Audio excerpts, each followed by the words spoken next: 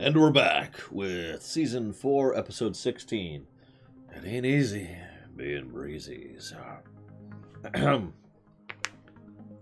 This is the episode in which we finally actually get to meet the Breezies, who are an incredibly small Lilliputian fairy species who are incredibly fragile, who actually need the aid of Pegasi in order to make it back to their home, where they can then take care of things and blah, blah, blah, blah, blah. But then they take advantage of Fluttershy, because we'll talk about that. And then they keep going, the end. We're cool. So, there's actually 2 entries for this one, as I mentioned about half an hour ago. First entry is from Spike. Oh, the Breezies were adorable! I really didn't mean to throw them off their path. It was just one leaf. Just because they're tiny and super adorable doesn't mean they're immune to accidents like the leaf that I never should have crossed paths with. Poor Spike. The other entry is from Fluttershy. My instinct is always to nurture those in need.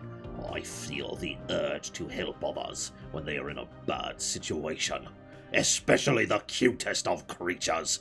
Telling some pony no seems so mean. It goes against my nature, and feels like the opposite of my element of kindness. My experience with the Breezies helped me to see that kindness can take many forms. Sometimes being too kind can actually keep a friend from doing what they need to do. Pushing them away may seem cruel, but sometimes the kindest thing you can do.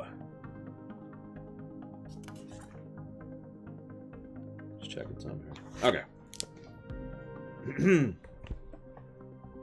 What? Anywho. Check my notes. This episode was written by Natasha Levenger, which is her 2nd episode ever. First one she did was Pinky Apple Pie, which turned out to be pretty good. We'll think about that one going forwards. For now, let's talk about the actual episode. So first of all, this one actually amused me a bit. I was like, why are they using this weird Gaelic accent? So I looked it up. They're supposed to be based on Sealies, aka fairies, which would be Gaelic, so...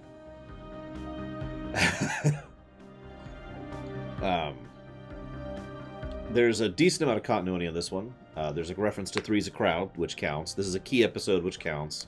And she mentions the transformation spell thing, which counts. So that's at least 3 continuity points there, right there. Bam, bam, bam. So we're just going to add those really quick. There we go. So we need to cheer quietly. No, quieter. Just a little bit quieter. That was amusing. And honestly, that probably counts as a continuity counter, too, now that I'm thinking about it. So we'll go and add that one, too. That's the Sonic Rainbow episode. Remember that? So we'll count that. That's a good one. So they have a festival. Of course they have a festival. I get the really weird impression that Ponyville has several festivals every year. And the more I think about that, the more I'm in favor of that. Like, I've said this before, and I'll say it again. I wish I had that kind of community to live in. I mean, there's probably places in real life that exist like that. You know, that have that kind of tight-knit, everyone knows each other, everyone's friends, kind of a community where they hang out and do stuff together. But honestly, that's probably a pipe dream in modern society and, you know, shrug, right? Still, interesting to think about. Because, of course, you know, it's, the Breezies! May I now present... And everyone's quiet. You gotta be quiet, of course. This leads to an interesting bit of world building. And this... I'm going to stop here and talk about this for a second before we get to the episode proper. So the Breezies are from another dimension, which they have a portal to. The reason why they're in another dimension is because they are so fragile, it's the only way that they actually they can function. Because it is so dangerous for them to be in the rest of the world. Even in some place like Equestria, which is a tamed environment, they still need someplace even tamer for themselves. We also know that in order to change their seasons, and pollinate their trees and fruits, in other words, to have a degree of control over their environment within the fairyland, they need to bring pollen and resources from here, from the rest of Equestria. Now, that actually does make a degree of sense. But they actually require the aid of the Pegasi to do that properly. What we have is an interesting symbiotic environment here, or a symbiotic relationship, excuse me, about both environments. And I found myself wondering how it got started. Like, I like to think that originally the Breezies just existed in their bubble, and every time they tried to venture out, well, it didn't go properly. It didn't go well, you know? And so they didn't really have control over their environment, and so their fairy realm was just either stagnant or was actually, you know, slowly degenerating. Take your pick, whichever one you prefer. And then I like to think the idea that at some point in the future, one of the Pegasi or unicorns or whatever, ponies, there we go. God, I couldn't think of the damn word. One of the ponies was like, hey. In fact, it wouldn't surprise me because this is the kind of thing that I could see Celestia actually reaching out to do. Hey, maybe I could help out here? Oh, that's a good idea. Now, see, that's an interesting question, SA2K. What do you get out of having a cat? Now, you can argue this, and that's valid. But I'm just saying. Now, big bossed around. That's valid. I'll get back to your point in just a second, though, SA2K. So, I like to think that Celestia reached out and was like, hey, maybe we can make something work. And you could go around and you could, you know, grab specific pieces of pollen from here, take them back in there, help pollinate your realm, help blah, blah, blah. This just became a regular thing. Now, what exactly the ponies get out of that is certainly a debatable. I can think of two things right off the top of my head, though. The first and most obvious is the cat comparison I just made. They get to help out these incredibly adorable, cute little Breezies, and everyone was gushing about how adorable they were. I mean, we literally have a thing in real life, humans built into us to enjoy cuteness, right? But the second idea, and I like this idea more, is we get cross-pollination. Now, we've actually talked about this before on this show, but cross-pollination is something that's actually pretty darned important, and something that's really helpful when it comes to maintaining an environment, maintaining a cycle of food, and ensuring that certain foods don't die out and whatnot. Now, I'm not going to go fully in depth to this because I didn't research it recently, only researched it a few weeks ago, and I don't know that much about it, to be completely blunt. But my general idea is that sharing and that movement is something that's, you know, basically the same way that an insect would, that many insects actually do help with, and fruit bats in real life, to use a direct corollary. Either that, or this isn't a true symbiosis, which is possible, in which case this is just one group helping out another because they're good people, which doesn't have a term for it at all. It's just being a decent people. Which is also probably exactly what the writer was thinking of when this episode was written, if we're being honest with ourselves. But still, I find the world building here fascinating. Maybe the seasons didn't literally used to change amongst the Breezy realm at all, and they just had no thing. Now, Weod's actually... Sorry, I was going to address that. Weod's mentioned something earlier, that the Breezies travel different paths. It's entirely feasible, and in fact, I would say likely, that they travel different paths each time they go out to do this whole thing. You know, gathering different pollen from different areas in order to adjust and change the seasons they do, which also could then benefit, you know, based on the whole cross-pollination thing I already mentioned. Food for thought. I don't know. I'm just talking at this point.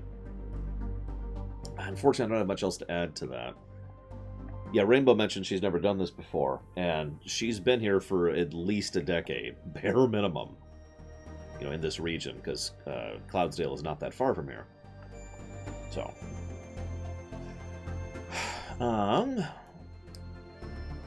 So, once again, we got to pick on Spike.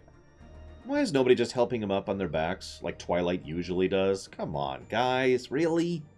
So he has to go all the way up to the thing and start the episode and blah, blah, blah. So the episode gets kickstarted because nobody would be nice to Spike, as usual. Anyways. I do like how this episode at multiple points makes it clear just how fragile the Breezes really are. A leaf is something that's dangerous to them. Later on we see an acorn is dangerous to them. You know, just little things like that. That's kind of cool, and I do like how they showcase that fairly consistently. Yeah, I know. It's just, come on, take care of Spike. Yeah, bees. I'll get to that one in a second. So the leaf comes in, and they're like, oh, yeah, I know. And Spike is so sorry. I'm so sorry, please. It's okay, Spike. We understand. This leads... So then they go and they get pampered. And let's just go ahead and bring up the big point of the issue right here. What the heck is the Breezies' problem? Now, I'm actually curious of your legitimate thoughts on this. What you interpret this as. Because let's just look at the facts, okay? So they have families and friends back in their home where they're safe, and they are currently on an important mission. Getting the pollen needed in order to help take care of their realm. The whole environmental thing, right? So why are they so insistent on not only not doing that, but clinging to not doing that? Making up excuses, outright lying, partying, having fun. In fact, even when they're called out on that, they still say, maybe we should take another couple hours. And Fluttershy says, you're right, that's a good idea. What do you guys think? And then that's when Seabreeze had finally just left. What? This is the part of the episode that completely loses me, by the way. I mean, I know people can be stupid. Good God, I know people can be stupid. Current times, you know. But what? And what's doubly irritating is the only member of the group who has any alteration from that mentality. The only one who doesn't want to just hang out and lounge is Seabreeze. That's it. He's the only exception. Oh yeah, by the way, I gotta share this. Seabreeze is voiced by Brian Drummond. Drummond? I don't know how to pronounce his name. Now you're probably thinking, okay. I've actually pointed out before, he does several side voices in this show, and I'll be pointing him out in the future. But my favorite voice he does is the Orc War Boss Gorgot's Headhunter over in Warhammer 40k. Seabreeze is voiced by the same guy who does the big guy who's gonna rip apart the humans and splash their little blood all across my ship. And something about that really amuses me. Moving on. So... yeah, he actually does quite a few voicing. He's a good actor. He's got good range, which I'm always in favor of. I wish I had that kind of range. But anyways. So, seriously, what is wrong with these people? Now, I've seen, immature idiots. Atticus says they're idiots. Larian says they're lazy. Why? No, I'm not cosplaying as Rude. I'm sorry. This is just my normal business outfit. If you want me to cosplay as Rude, I gotta do this.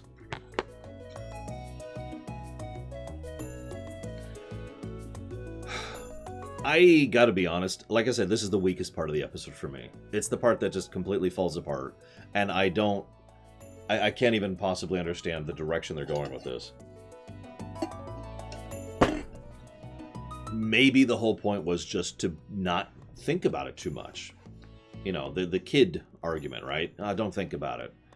They're all immature and lazy and stupid because why not, right?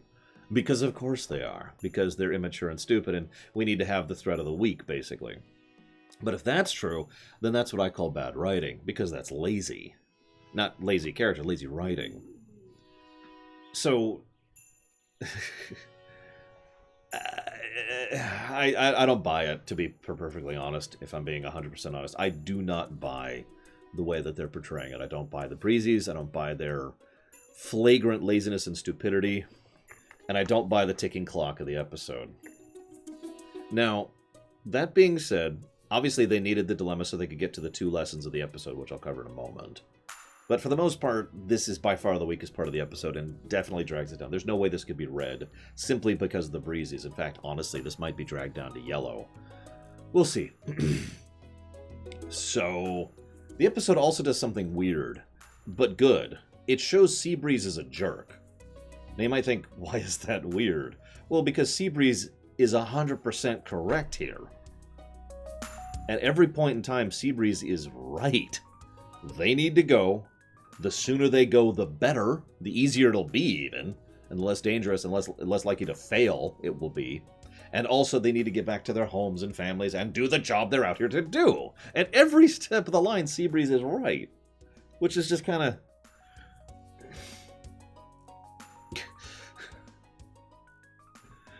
And so the episode tries to portray him as a jerk, but that's good for the second reason, which I'll get to. I suppose now is a good time to do this. Although, I love how Fluttershy is so incredibly gullible in this, in several cases. Like, she's decent, but by God, you're right. Would you be cool with waiting a few more hours? And also, when she's looking for Seabreeze, I don't know if you caught this. It's a very quick thing, less than a second. She just checks her hoof really quick. That amused me. So, you know, Fluttershy goes out looking for Seabreeze. Seabreeze, once again, is terrified and you know, nearly damaged by the terrifying reality around them. Applejack nearly kills a Breezy. Probably deserved it, for being honest. Go, Applejack. Kill them all. There's a reference I never caught before, and I actually had to rewind just to make sure I saw it correctly. Dr. Hooves goes by with 3D glasses on, which is straight out of an episode. I forget the episode. It's the ghost one. And also, there's another pony with him, and she has a rose on her as her cutie mark. I don't know how I never caught that before. I just wanted to share that because that's hysterical.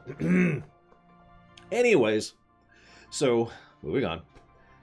You know, go find bees, and the bees are like, "Hi, we're here to kill you because you pissed us off." Now, this is interesting. This is when we get to the actual lessons of the episode.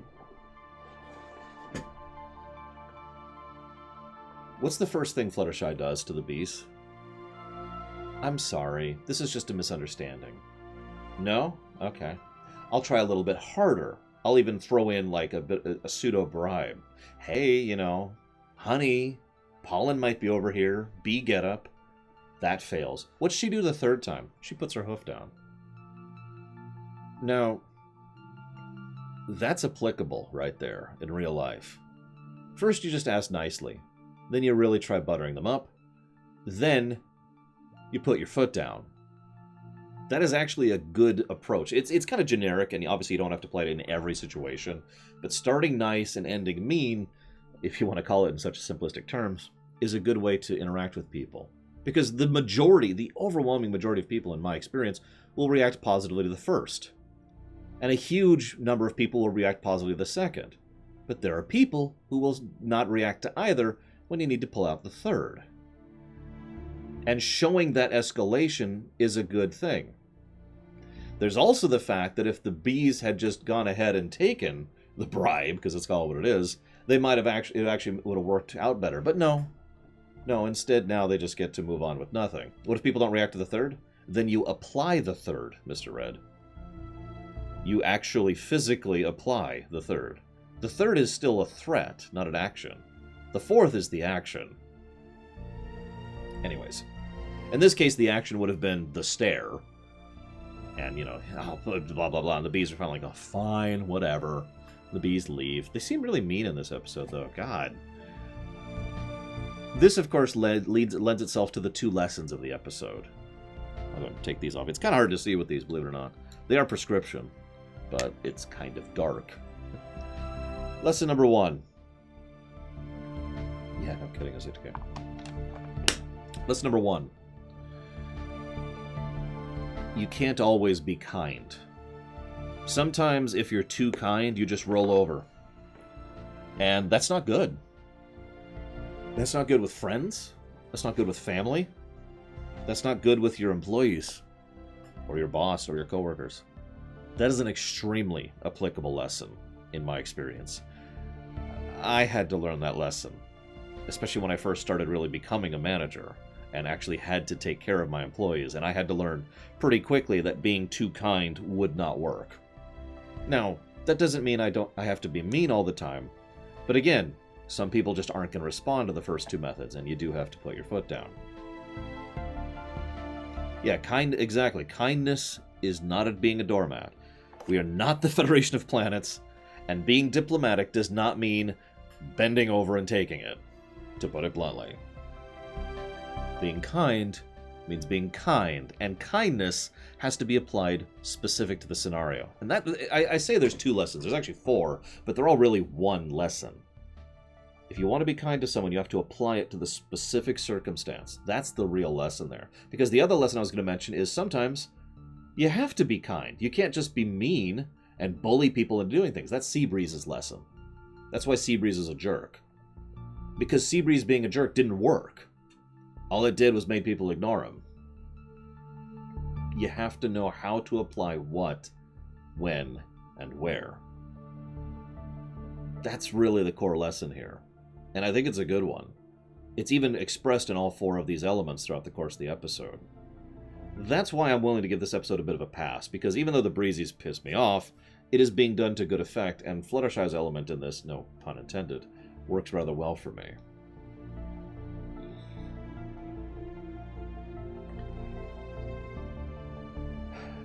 This, of course, leads to something. Now, I wanted to share this in chat, but it didn't work, so here you go. Here's Rainbow Dash as a griffin, just for you guys. I don't know who wrote... Actually, I guess I could figure this out. Hang on. Give me a second. Let me get you a title. I don't like to do this without crediting. This is... I have no idea how to pronounce that. Fady Draws on DeviantArt. Oh yeah, there it is. Fady, I can see it. Fady Draws. There you go. And that's who drew this, and it's pretty cool, and I wanted to share it. Dragon? Well, hang on. Let's see if I can find one.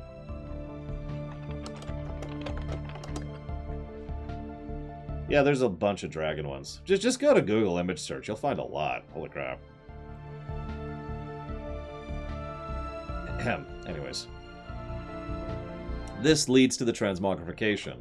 Now, by my count, this is the 3rd time we've had that. We've had... Twilight has done transmogrification before, so this isn't exactly a new thing. But it's amusing because this is probably the most full-tilt transmogrification she has done to date. Actually, no, maybe it's the 4th, because I just realized I forgot about the frog that was turned into an orange in the Pinkie Pie episode. I forgot about that one. Does that count? Whatever. It's a thing, is my point. Up until now, Twilight has demonstrated this skill, so this doesn't come out of nowhere. And again, she's been researching with the castle, which she mentioned, so that makes sense.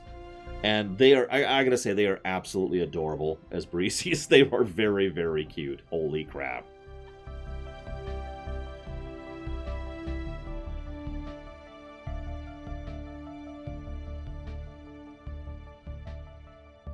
Excuse me. Very cute. And I like how Rainbow's mane is like twice as long as she is, by the way. Did you catch that? Anyways, we get a glimpse for the Fairy Realm. Now, the Fairy Realm looks kind of cool. We only get the one shot of it, so whatever. And I'm not sure... I'm trying to think how to phrase this. The ticking clock... This is the other thing that drags the episode down for me. There's this big ticking clock, the whole episode, right? We need to get there before we can't, and before the portal is going to close. And we get there, and the portal is actively closing at an incredibly inconsistent rate, which always irritates me when fiction does that in general. You know what I'm talking about, right? Where, oh no, it's going to run into him, and then there's a jump cut, and then, oh no, it's going to run into him, there's a jump cut, and oh no, it's going to run into him. And like every time you look at it, it's just further back from where it should actually be. Hate that crap. But ignoring that, they have this big tear-filled reunion, and they're all looking around like, wow, this is amazing. They're on a ticking clock. Right? Like, that's the whole urgency of the episode, and yet there's no urgency or anything. It's just da-da-da-da-da, everything's fine. And Fluttershy even takes a second to be like, I'm going to look back just for a moment. While the door to her realm is permanently closing. Well, permanently, for a season. That's what irritates me. It's not the ticking clock itself. It's the fact that it suddenly stops being a ticking clock at the end just so they can have their moment, which irritates me. And that's the other thing that really drags the episode down a bit. Anyways, then they get out, transform back. Like, in my notes, what I have written down is, seriously, get going! God! They get out, everything's fine. Fluttershy gets her element, which is the flower. And I think we almost have all of them at this point. Hang on, let me look at my list. What are we missing at this point?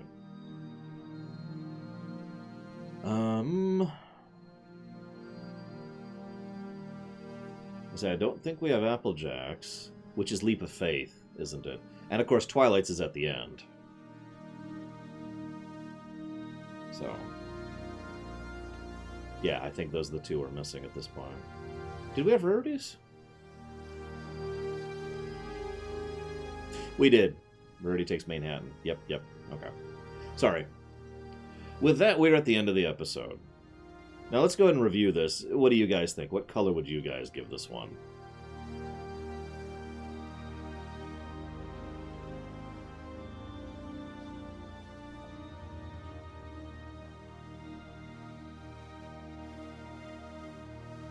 See, funnily enough, SA2K. Hang on, Mr. Red gave into the toxic side for a second there. I was actually going to say giving it a average, just for how well Fluttershy was written. I mean, the episode's cute, and Fluttershy was good, but those are the only things that I feel work for this episode at all.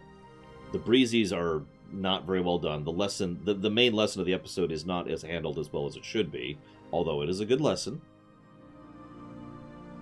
I mean, I don't know. I don't know if I'd call this above average. What do you guys think? This is definitely not red. No way in hell.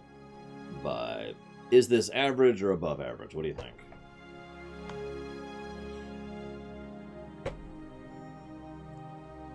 What are you even doing here, Mr. Red?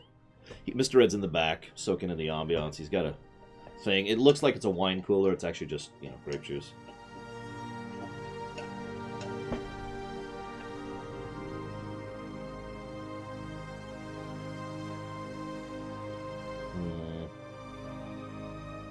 I was actually going to give it below average, but the lesson kind of pushed that up for me. To average. It is a good lesson. And it's applicable across child to adulthood, so...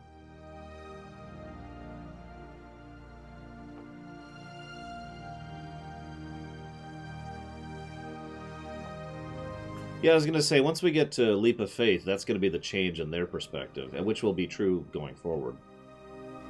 I think we'll give it average. I think that's as kind as I'm willing to be to that one. There we go. Average episode. Dragged up and dragged down.